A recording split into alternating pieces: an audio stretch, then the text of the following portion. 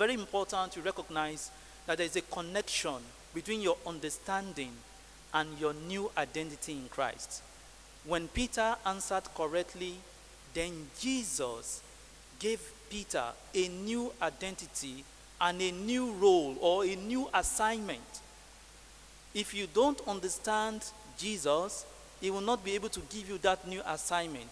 And let me give you an instance. When you work and you are a manager in a place and you have workers working with you, the more one or two of your workers understand your mission and identity, the more likely you are going to give them more responsibilities.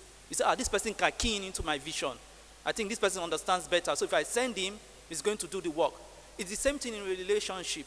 The more you are able to define the kind of relationship you have with people and people understand you, the more you are going to say, okay, I can reveal more of myself to this person because this person has understood me. If you don't understand the identity of the person, it's difficult to give the person a new role or assignment because the person will not be able to get it. So Jesus gave Peter a new role, new identity. In other words, this is who you are. You are Peter, and on this rock, I'm going to build my church.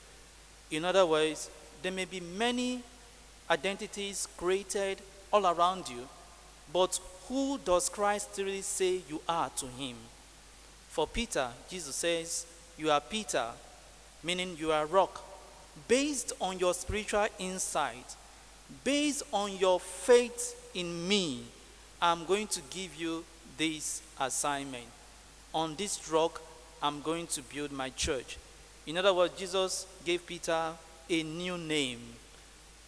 That name meaning rock, a foundation rock, a faith rock on which Jesus will build his church.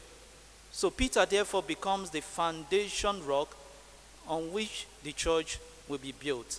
That foundation rock is like a faith rock. Based on this faith you have in me, based on your answer, this particular spiritual insight, then you are the rock.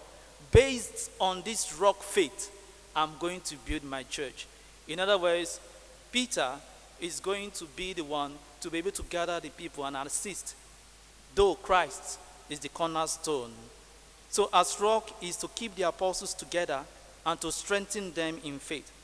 As rock, the gates of Hades, that is the powers of evil, will not crumble the church, because the church is having the foundation stone, that rock that is connected to Christ the cornerstone. As rock is entrusted with the keys of the kingdom of heaven, meaning to open the way to life for countless people, is to preach and lead within the church and to lead the people into God's kingdom. You will see this image in the first reading of today. One certain Eliakim, who is made the master of the household and given the key of the house of David, with authority to open and shut the gates for those seeking to enter into the palace. As rock, Peter is the keeper of the keys, made the master of Jesus' household. As rock, he is given authority to bind and loose, to interpret and apply the teachings of Jesus, to sanction and to correct, and to be able to make decisions on behalf of others, to overcome Satan, free victims of demons, and to solve whatever problems or issues that might arise. My dear friends, it is the same thing for us. What is your understanding of the identity of Christ? What is your new role in Christ Jesus? What is the identity that Christ has placed upon you? How are you fulfilling this your identity in Christ in your home, in the church, and in the world? If God has given you a new identity, then you must be willing to fulfill it. Your understanding of the identity of Christ will propel you into fulfilling the mission of Christ in your life.